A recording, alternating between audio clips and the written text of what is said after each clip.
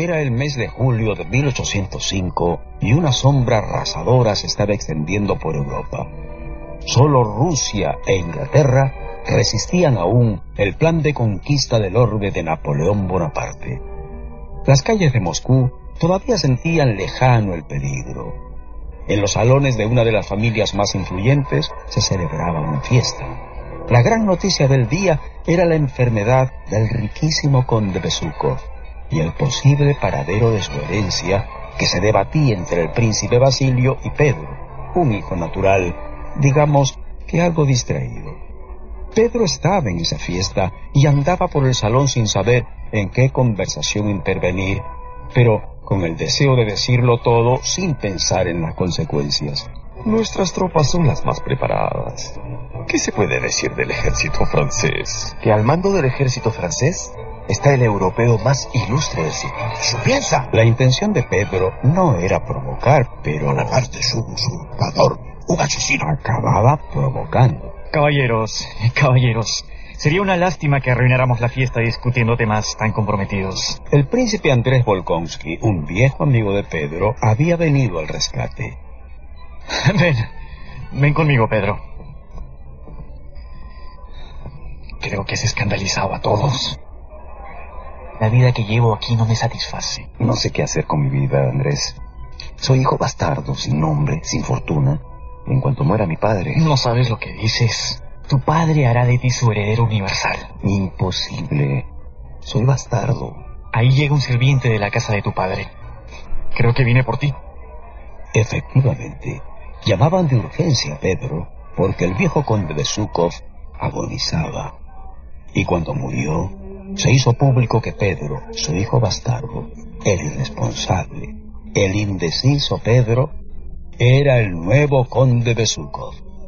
En el velatorio del viejo conde, el príncipe Basilio ya pensaba en un matrimonio entre su hija Elena y Pedro, ahora que él quedaba en tan buena posición.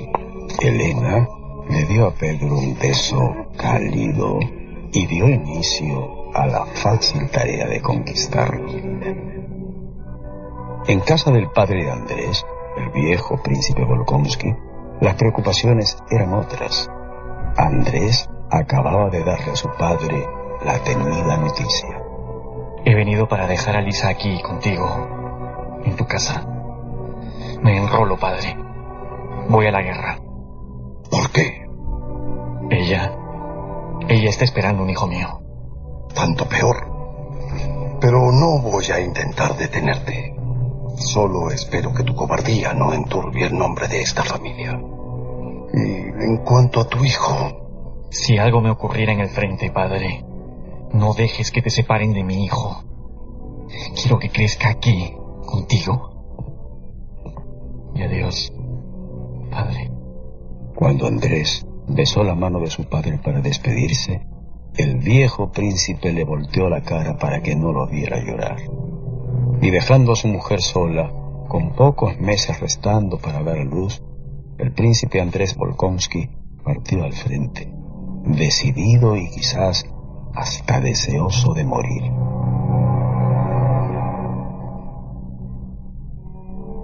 Una tarde de noviembre, Pedro fue a visitar a la familia Rostov a su casa de campo. Encontró a la hija menor en el jardín. Era Natacha, la siempre sonriente e ingenua Natacha recogiendo flores. Me parece bien que usted no quiera ir a la guerra, querido Pedro. Pero, ¿por qué las mujeres nos prohíben correr riesgos, vivir aventuras, decidir sobre nuestras vidas? Pero, ¿por qué quiere vivir riesgos, Natacha?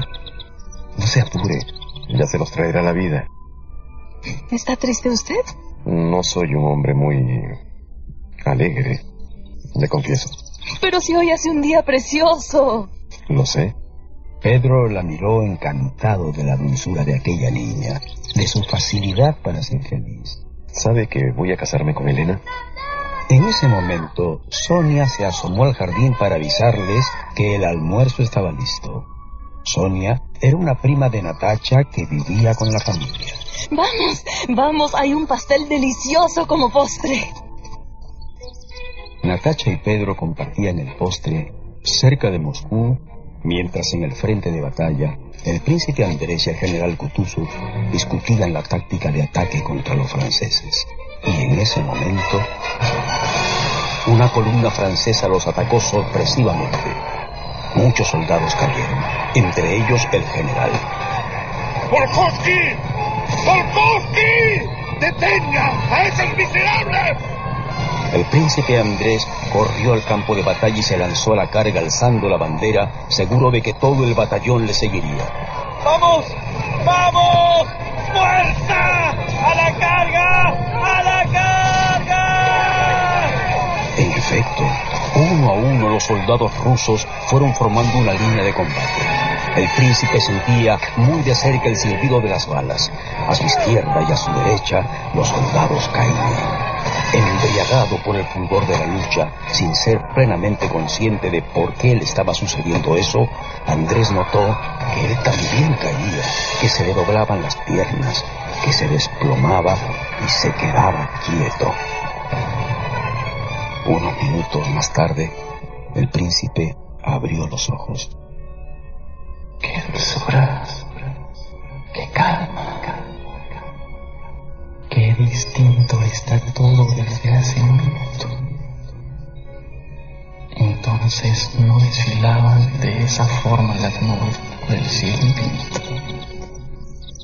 ¿Cómo no me había dado cuenta antes de que existe este cielo? El príncipe Andrés se desangraba lentamente. Al atardecer, cerró los ojos y se quedó totalmente quieto. Pero en su mente seguían pasando las bellas nubes de ese firmamento recién descubierto. Estaban llegando Napoleón y sus ayudantes. Bonaparte recorría el campo de batalla, lanzando de vez en cuando una mirada a los muertos. Se detuvo cerca del príncipe Andrés. Lo observó tendido, totalmente quieto, con la bandera en la mano. El príncipe apenas prestó atención a esas palabras. Todo era insignificante en comparación con lo que estaba sintiendo. Sin embargo, deseaba que aquellos hombres le ayudasen. Reunió fuerzas para moverse. Vaya. Llévenlo a la ambulancia y que lo atienda mi médico. El príncipe Andrés fue desahuciado por el médico del propio Napoleón y abandonado a mano de los habitantes del lugar. En la distancia, su padre se desesperaba. Día tras día, asomado al balcón, el viejo Volkovsky veía regresar a los soldados, pero no a Andrés.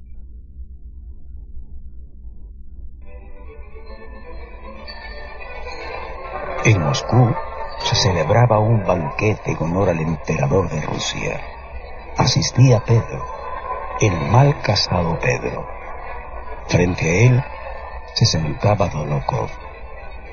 Esa misma mañana Pedro había recibido un anónimo. Las relaciones de su mujer con Dólokhov son un secreto para usted, pero para nadie más. Ese hombre vive tan distraído. Pedro, desde un principio se había dado cuenta de que su matrimonio con Elena era un gran error. Pero ese anónimo y la convicción de que el engaño era cierto, lo torturaban. No podía oír lo que decían sus compañeros de mesa, pero le parecía que se estaban burlando de él. Las miradas provocadoras que Dólokhov le dirigía aumentaban aún más su ira. ¡Brindo por las mujeres bellas! Pues yo brindo por las mujeres bellas y por sus maridos. Pues yo brindo por las mujeres bellas, por sus maridos y por sus amantes. Pedro! ¿No brindas tú por la salud de los amantes de las mujeres bellas? Pedro echó todo su cuerpo sobre la mesa para alcanzar a Dólokhov, pero algunos comensales se lo impidieron. ¡Suelten! ¡Suéltenme! Es usted un cobarde y un miserable. ¡Salga! ¡Salga si quiere algo conmigo! El insulto y el reto estaban hechos, y se acordó el duelo. La madrugada siguiente, Pedro llegó con su padrino a un bosque sombrío tapizado de nieve. Dolokhov y sus acompañantes ya estaban allí. Pedro apenas había dormido.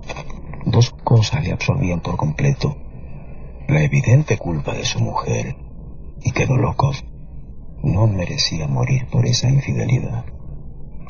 Mientras sus acompañantes marcaban la distancia para los disparos, los rivales en ningún momento se quitaban de encima las miradas. Clavados los sables en la nieve y cargadas las pistolas. ¡Tomen sus armas y retírense! A la voz de 3, ¡avancen! ¡No disparen antes de llegar a los sables! 1, 2, 3. Mientras avanzaban paso a paso hacia el límite que marcaban los sables, cualquiera de los dos podía disparar, solo en un asunto de esperar el momento para matar o para morir.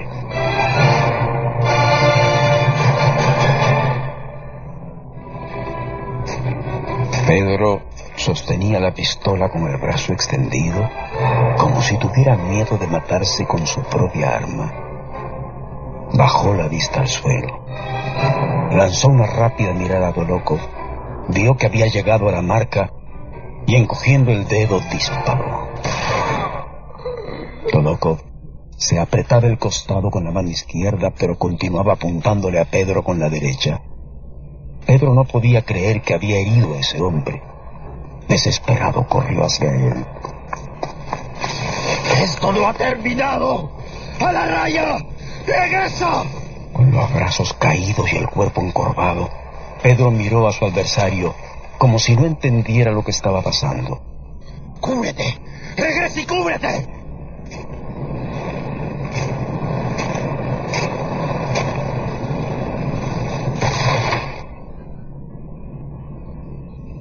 Erró el tiro.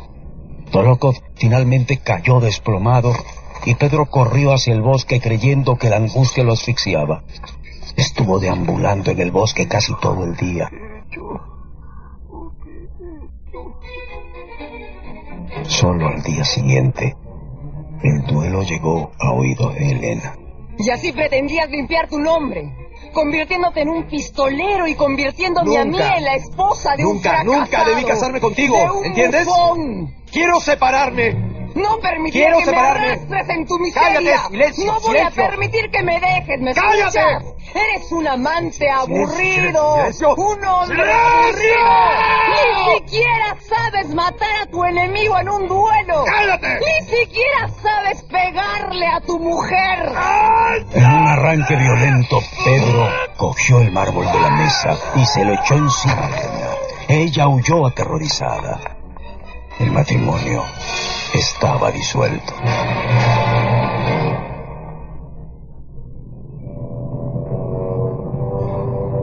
Andrés había sobrevivido a los desatentos cuidados de los campesinos a quienes había sido confiado y se puso en camino a casa de su padre.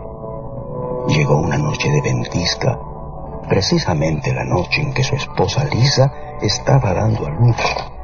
Pálido, con una expresión distinta, esperó agitado en la habitación contigua a la de su esposa.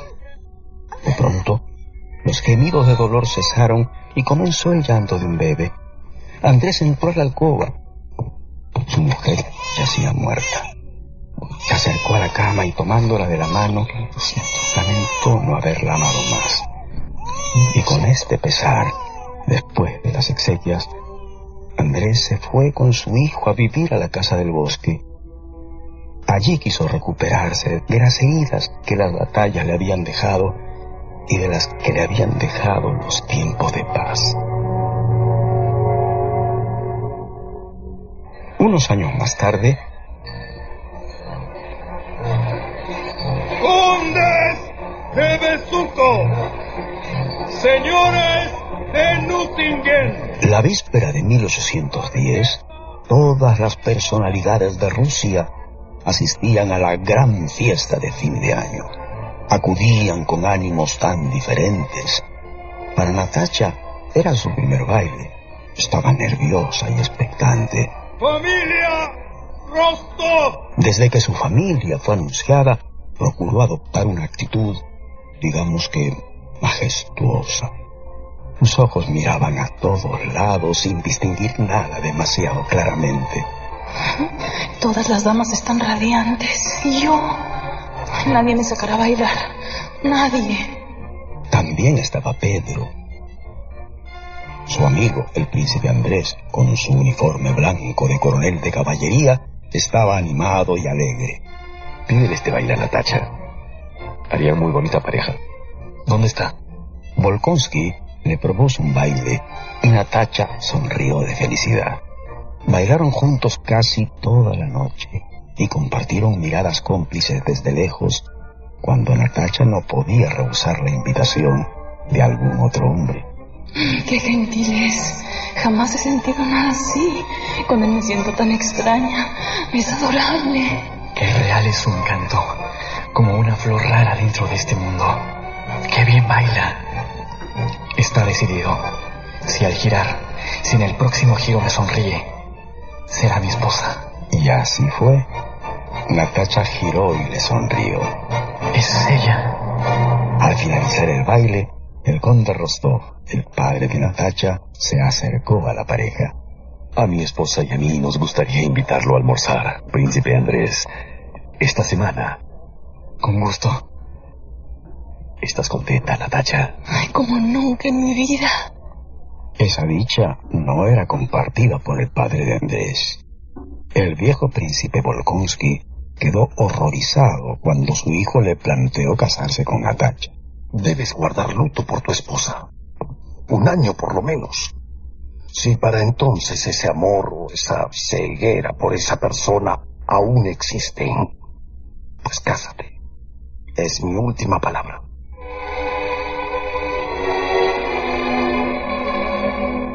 Al día siguiente, el príncipe Andrés se presentó en casa de los Rostov.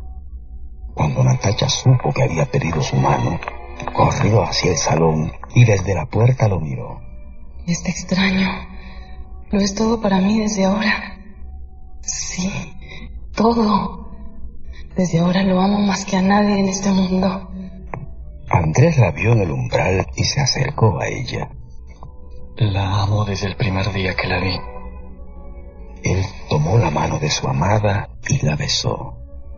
¿Me quiere usted? Sí. Sí. ¿Qué tiene? Nada. Soy muy feliz. Natacha lo abrazó. Pero debemos esperar 1 año antes de casarnos. ¿Por qué? Mi padre ha impuesto esa condición. Perdóneme. Es usted tan joven y yo he vivido tanto. Dentro de 1 año le pediré si todavía quiere usted hacer mi felicidad. Pero, entre tanto, es usted libre. ¿Por qué dice eso? Lo amo desde la primera vez que lo vi. Haré y soportaré cuanto sea necesario. Natacha sonrió, secándose las lágrimas, y abrazó a Andrés. Y después de algunos meses de visitas breves y tímidos encuentros, el príncipe Andrés llegó a casa de los Rostov para despedirse. Debo marcharme a San Petersburgo. Natacha estaba enrojecida por la emoción, pero no lloró. Ni siquiera en el momento en el que, diciéndole adiós, él le besó la mano por última vez. Solo dijo: No se vaya. No, no se vaya. Y tampoco lloró cuando ya se había marchado. Pero durante algunos días no se movió de su habitación. Ya no quería pasear por el campo ni jugar con sus hermanos. Soportar la pena ocupaba todo su tiempo. Y así estuvo muchos meses, atormentándose con su propia desdicha. El mejor tiempo de mi vida Aquel que puedo dedicar a amarle pasa inútil. Mientras yo vivo solo pensando en él ve lugares nuevos, conoce personas diferentes, interesantes. Para arrancar a Natalia de su tristeza, una noche, los Rostov fueron a la ópera. En Moscú ya comenzaba a conocerse el compromiso entre el príncipe Andrés y la bella Natalia, y por eso las miradas y las murmuraciones apuntaban a la joven. También la princesa Elena, que estaba sola en el palco contiguo, despertó la habitual curiosidad. Pedro, su marido, no estaba con ella, pues ya se habían separado. En uno de los entreactos, Elena le presentó a Natalia a su hermano Anatolio. Qué gusto poder saludarla. Anatolio no apartaba sus ojos del cuello y de los brazos desnudos de Natalia. Hablaron de las cosas más simples y, pues casi sin saber cómo, Natalia sintió que entre ellos aparecía una intimidad que no había tenido nunca con ningún hombre. ¿Vendrá usted al carnaval que se celebra en mi casa? Venga, se lo ruego. Venga. Sí, por supuesto. Iremos.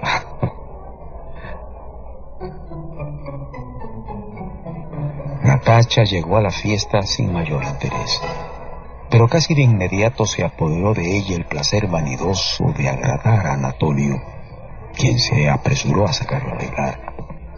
Y llevándola muy rápido, tomada de la cintura, le dijo: Usted es encantadora. La amo.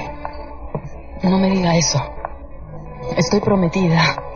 Amo a otro. ¿Acaso eso importa? Yo sé que la amo. ¿Qué culpa puedo tener de que esté prometida a otro? Usted no lo ama a él. Usted no puede amar a nadie más que a mí. Natalia, algo asustada, se retiró al tocador. Anatolio la siguió. Cuando estuvieron a solas, él le cerró el paso y, acercando su cara a la de ella, le susurró: Natalia, la amo. Natalia notó que unos labios se posaban sobre los suyos, y en aquel preciso instante se sintió libre otra vez, y les sonrió a todos en la fiesta sin ocultar que estaba por fin nuevamente viva. Y luego, esa noche, no durmió. ¿Amo a Anatolio o al príncipe Andrés? ¿A quién? ¿A quién? Pedro llegó a casa de los Rostov a pasar unos días. La segunda noche, cuando todos estaban ya acostados, Sonia entró en la habitación de su prima Natalia. Ella se había dormido vestida sobre la cama. Cuando Sonia se acercó para taparla, vio en la mesita de noche una carta. Estaba firmada por Anatolio. Mi destino está decidido. Ser amado por usted o morir. No tengo otra salida. Si usted me ama, ninguna fuerza humana podrá impedir nuestra felicidad. La raptaré y la llevaré al otro extremo del mundo. Se lo juro. La raptaré y seremos felices para siempre. La raptaré. Seremos felices para siempre. Sonia casi no era capaz de comprender lo que decía aquella carta. ¿Y el príncipe Andrés? ¿Qué sería de él? ¿Sería capaz Natalia de hacer algo así? No puede ser. No puede ser. Natalia. Natalia. Natalia.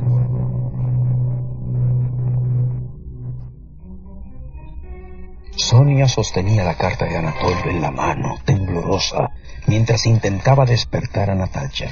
Natalia. Natalia, despierta. La carta. ¿La has leído? Sonia, soy tan feliz. Pero... Natalia y Volkonsky. Tú no sabes lo que es el amor. ¿Qué? Tú conoces a Anatolio desde hace 3 días. ¿Cómo se puede querer a un hombre un año entero y de pronto... 3 días. Siento que hace 100 años que lo quiero. Esto no es como aquello de antes. Desde que vi a Anatolio, presentí que él haría de mí lo que quisiera, que yo lo tenía que amar y obedecer. Haré todo lo que él me mande. No, pero ¿por qué no viene a la casa? ¿Por qué no pide tu mano? ¿Por qué todo debe ser secreto y clandestino? No sé los motivos, pero confío en él. Ya le he escrito al príncipe Andrés para retirar el compromiso.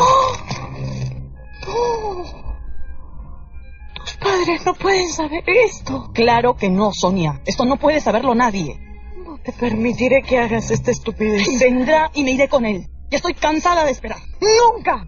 ¡Nunca! Sonia salió del dormitorio y encerró a su prima. Fue a avisar a Pedro de lo que sucedía y él se presentó en la habitación de Natacha. Natacha, mírate. Una muchacha tan adorable, tan... Ustedes no lo conocen. Escúchame. ¿Quién les manda a meterse Por en favor, esto? escúchame. Me moriré. ¡Eres un farsante! ¡Déjenme! ¡Vete! ¡No quiero irte! Natacha, él ya está casado. ¡Ya está casado! No, en eso Polonia. No es cierto. Eso no ¡Lo es cierto. sé! Anatolio no está casado. ¡Entiende! Él me ama. Para ti la vida acaba de empezar. Él me ama. Si yo no fuese yo, sino el hombre más apuesto, el mejor del mundo, ahora mismo de rodillas pediría tu mano y tu amor. Él me ama. Él me ama. Él me ama. Él me ama.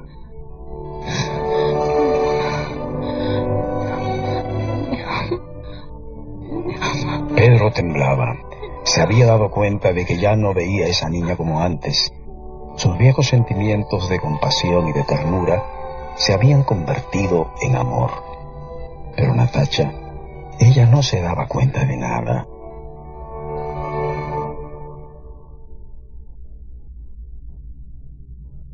Pedro pasó el resto de la noche a la puerta de la casa esperando que Anatolio apareciera. Cuando por fin se presentó, Pedro lo agarró por el cuello. Eres un cobarde. Suéltame. No. Escucha. Suéltame, te digo. No sé por qué no te aplasto la cabeza aquí en este instante. ¿Quién te crees que Escúchame. Escúchame, vas a hacer lo que te digo. Tú no eres nadie. Te marcharás de Moscú y no dirás jamás ni una palabra de lo que ha pasado entre tú y Natacha. ¿Entiendes? ¿Entendiste? Y ahora márchate. Vete ya. Anatolio entendió que no le convenía armar escándalo y se fue. Para siempre. Por la mañana, Pedro y toda la familia Rostov desayunaban. Natacha estaba pálida. Papá, mamá, debo participarles algo importante. He roto mi compromiso con el príncipe Volkonsky. Bien, entonces. Bien. Y nunca más se volvió a mencionar el asunto. Pedro fue quien rompió el silencio. Se dice que el ejército francés está cerca de Moscú. Petya, el hijo menor, se incorporó a la conversación. ¿Lo ves, padre? Debo enrolarme en el ejército. Es allí donde me necesitan. Tú no irás a ninguna parte, continuarás tus estudios. ¿Por qué? Yo quiero luchar. Petya, no permitiré que mueras en la guerra. ¿Qué piensa hacer usted, Pedro? ¿Se trasladará a San Petersburgo? No. Quiero ver el frente. Necesito conocer eso. Nunca me gustó la guerra, pero no puedo huirle para siempre. Pedro salió de Moscú aquella misma mañana con intención de ver una batalla, de oler la pólvora, de responderse a sí mismo tantos interrogantes. No distingo las tropas rusas de las del enemigo. Solo veo caras demacradas, ojos tristes y horrorizados por lo que nunca debieron ver. Si tan solo un soldado se negara a pelear. Habían pasado 5 meses desde el inicio de la guerra. En ese tiempo, el príncipe Andrés Volkonsky había vuelto al frente. Pero en la víspera de la batalla de Borodino, había recibido una carta que le informaba de la muerte de su padre. Y estaba en el campamento base tendido en su litera, ahogado en sus pensamientos. Hoy es la primera vez que siento la posibilidad de mi muerte. Mañana moriré de un disparo o de sufrimiento. Qué dolor la muerte de un padre. Qué dolor perder a la mujer amada. Qué dolor ver cómo se hunde un pueblo.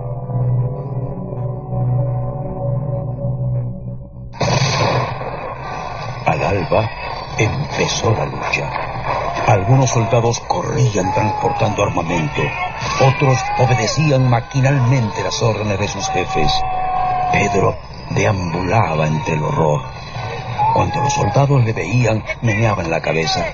Pero pronto se convencieron de que aquel hombre que se apartaba cortésmente y que paseaba por los cañones con la misma calma que por un boulevard, no hacía daño a nadie. Mientras Pedro observaba y escuchaba el fuego de los fusiles, Andrés caía al suelo de rodillas en el campo de batalla. Una granada humeaba a su lado. Es la muerte, pero no puedo. No quiero morir. El príncipe Andrés se desplomó, roto de dolor. Algunos soldados corrieron a tenderlo sobre una camilla para trasladarlo a la ambulancia. En el hospital de campaña poco se podía hacer. Demasiadas necesidades, demasiadas carencias. Al príncipe solo le cabía esperar y rezar. El 1 de septiembre Rusia amaneció demacrada, inundada por una niebla gris y rezumando olor a pólvora. La derrota del ejército ruso dejaba impotente al general Kutuzov. Todos los puntos de nuestra posición están en manos del enemigo. No tenemos filas suficientes para detenerlo. Y no pienso perder más hombres en un esfuerzo inútil. Napoleón llegará a Moscú, pero no habrá nadie para recibirlo. Ordeno la retirada. No solo el ejército abandonó Moscú. La víspera de la entrada de Napoleón, la capital bullía de gente que se apuraba en huir. Entraban los militares heridos de la batalla y salían los habitantes. En casa de los Rostov, las puertas estaban abiertas, los muebles fuera de sitio, los cuadros y los espejos descolgados. Un enorme convoy de heridos se paró enfrente de la casa, mientras los criados ultimaban la salida de la familia. Viendo a esos hombres destrozados, Natacha empezó a entender las consecuencias de la guerra. Papá, ¿podemos llevar a estos hombres con nosotros? Enseguida se puso a dar órdenes y a ayudar a los heridos a acomodarse. Vengan por aquí. Sí, no, por aquí, sí. No se amontonen. Sonia también atendía a los heridos cuando un carro totalmente cubierto le llamó la atención. Se asomó al carro. No lo podía creer. Era Andrés delirando en su agonía. Dios mío, que venga con nosotros. Sonia decidió no decirle nada a nadie. Y cuando la familia estuvo lista y los heridos en las carretas, abandonaron Moscú. Después de varias horas de viaje, su propio silencio comenzó a asfixiar a Sonia. Natacha, ¿qué te ocurre? Te noto pálida. Es que antes de salir vi... El príncipe Andrés viene con nosotros. ¿Quién? El príncipe Andrés. ¿Por qué no me lo has dicho antes? ¿Está bien? ¿Te pregunto por mí? No, Natacha. No habló. Está muy mal. Natacha enmudeció por el resto del viaje.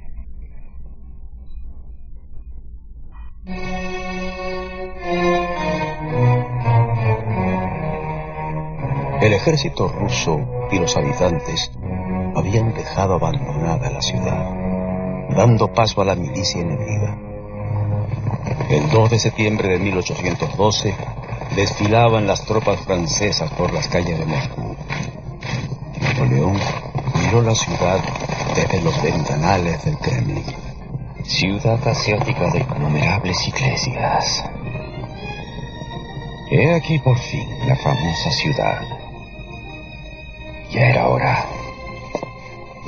Que me traigan a los dignatarios. Emperador, la ciudad está desierta. Eso es ridículo. Napoleón miró las caras asustadas de sus ayudantes y comprendió que era cierto. ¡Malditos! Pedro había regresado a Moscú decidido a ser parte del destino de su ciudad. La falta de alimento, las noches sin dormir, le tenían en un estado cercano a la locura. Caminaba por las calles absorto, cuando un grito lo sobrecogió. Una mujer rusa se defendía del ataque de un soldado francés. ¡Suelte! ¡Suéltela! ¡Suelte a esa mujer! Pedro se lanzó sobre el francés y comenzó a darle puñetazos. La multitud que les rodeaba gritaba aprobando el ataque de Pedro. En aquel instante apareció un destacamento de franceses a caballo. Interrogaron a Pedro. Lo golpearon, pero de él no salió nada. ¡Soy su prisionero! ¡Llévenme a donde les parezca! ¡Fusílenme si desean! ¡Mátenme! ¡Lo merezco! En ese mismo momento, el príncipe Andrés estaba acostado en una camilla durante una de las muchas paradas que la familia Rostov venía haciendo durante la huida. Había recuperado el conocimiento esa misma mañana, después de 7 días. Natacha se acercó a él y cayó de rodillas. Él le tendió la mano sonriendo. Ella se la tomó con suavidad y la rozó con sus labios. Perdóneme. La amo. No necesitaron más palabras. Desde aquella noche, Natacha aprovechó todas las paradas en el camino para correr junto a Volkonsky, a cuidarlo y a consolarlo. Es que lo amaba. Lo amaba.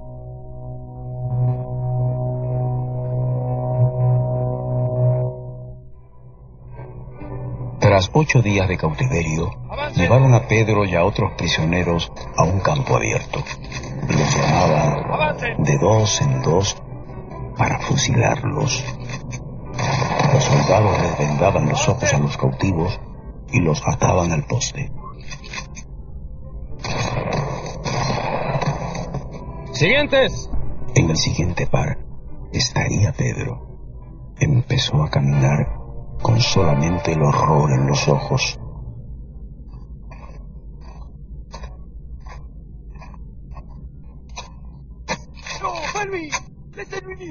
¡Alto! ¡Alto! Lo estaban deteniendo.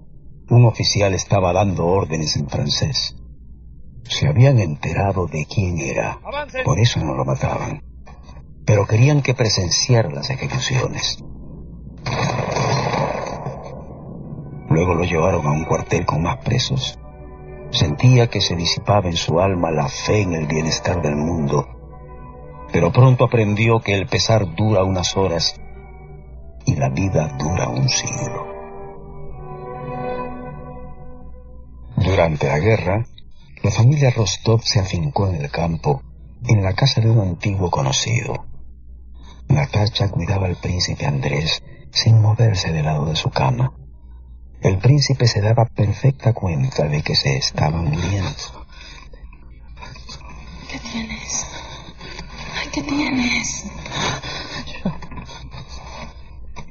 Andrés no parecía entender la pregunta. Quizás despierto, quizás en sueños, una idea clara había atravesado su alma. La muerte. Morir. Morí y ahora acabo de despertar. La muerte es este despertar. Natacha comprendió que de su amado Andrés ya no quedaba más que el cuerpo. No lloró, no tembló. Qué poco tiempo hemos pasado juntos. Pero cuánto hemos vivido. ¿Cuánto? El cuerpo de Andrés tuvo un último estremecimiento y Natacha miró dentro de sus ojos quietos y los cerró.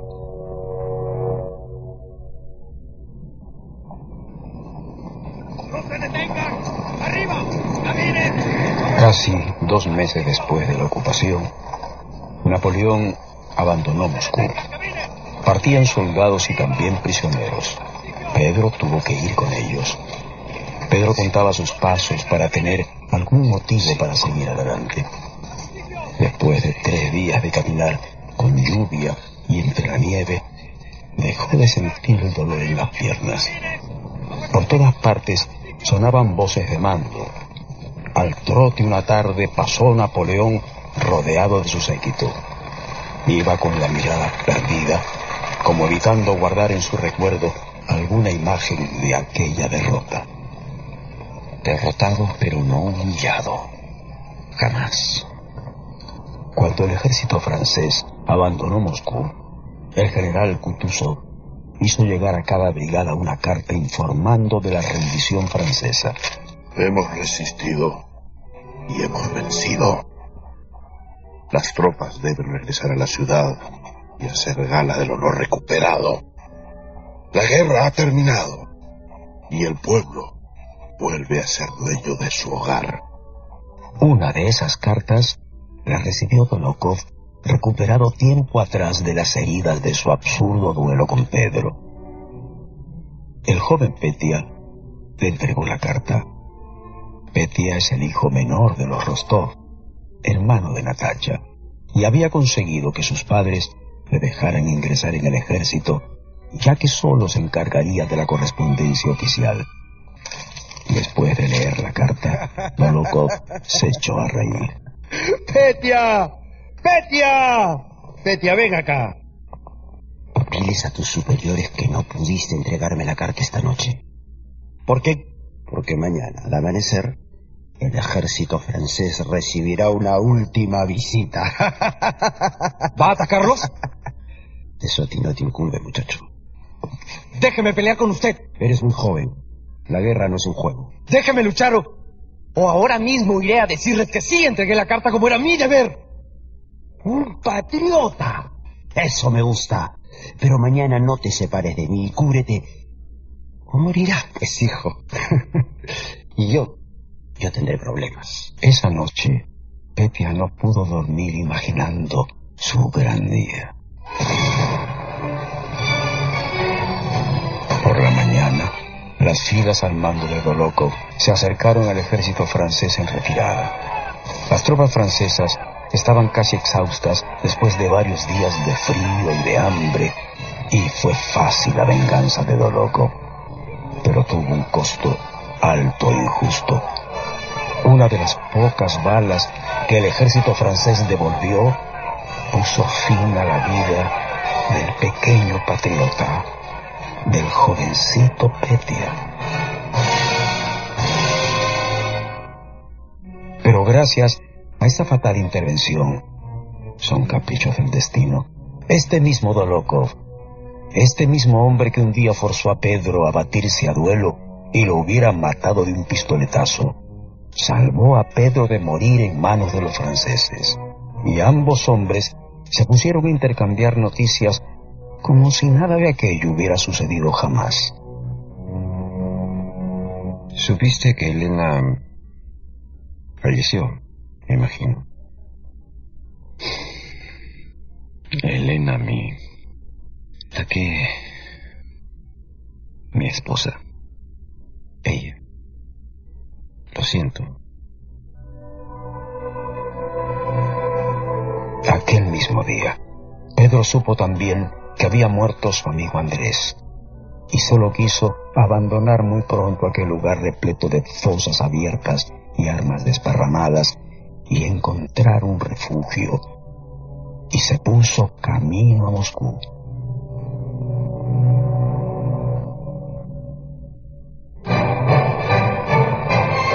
Allí todos estaban radiantes de victoria.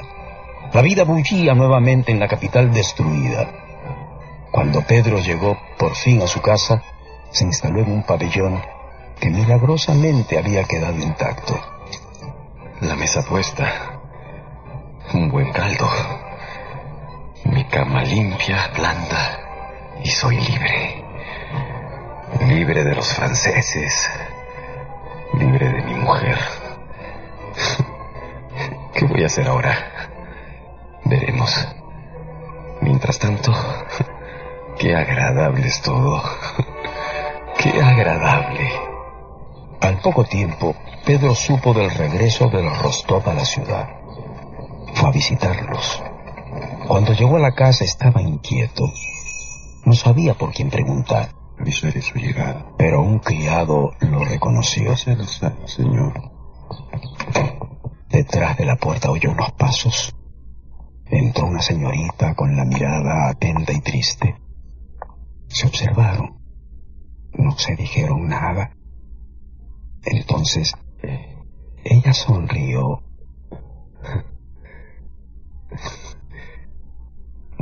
Ustedes... Pedro.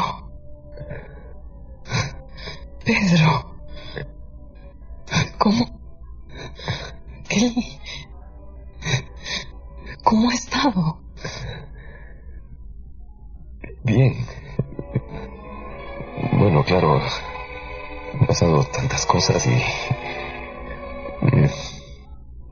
y ustedes...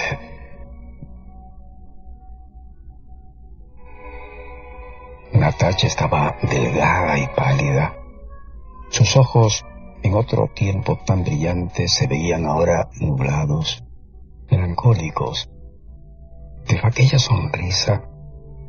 Si Natacha hubiera entrado a la habitación sonriendo, Pedro la habría reconocido en el acto. Esto, claro está, no se lo dijo. Y se pusieron a conversar de todo. También de aquello que jamás le habían confesado a nadie. Ahora tenían por fin lo que más necesitaban. Alguien a quien relatarle las pesarosas vivencias que hasta entonces se habían guardado casi como un secreto. He visto demasiado dolor. Pero si pudiera elegir entre el cautiverio y aprender lo que ahora sé, y no pasar por ese horror, pero seguir siendo lo que era, pues creo que volvería al cautiverio. Ahora me siento libre. También yo. Tengo una vida nueva y creo que más provechosa. También yo quisiera comenzar una nueva vida. Cuando se despidieron, Pedro le tomó la mano y se la besó. Volveré pronto. Lo esperaré. Con impaciencia. Los días pasaron y las visitas de Pedro se sucedieron. La expresión de Natacha cambió. Su andar, su mirada, su voz, todo se hizo más dulce. Toda ella comenzó a resplandecer. Es que brotaba en ella la esperanza de una felicidad insospechada. Ni una sola vez volvió a quejarse de su suerte. Y todo lo que habían sufrido, y todo lo que habían pasado, por fin pareció tener sentido cuando Pedro y Natacha se casaron. Y la vida siguió siendo durante la paz tal como había sido durante la guerra, tal como seguirá siendo siempre, impredecible, incomprensible, inacabable.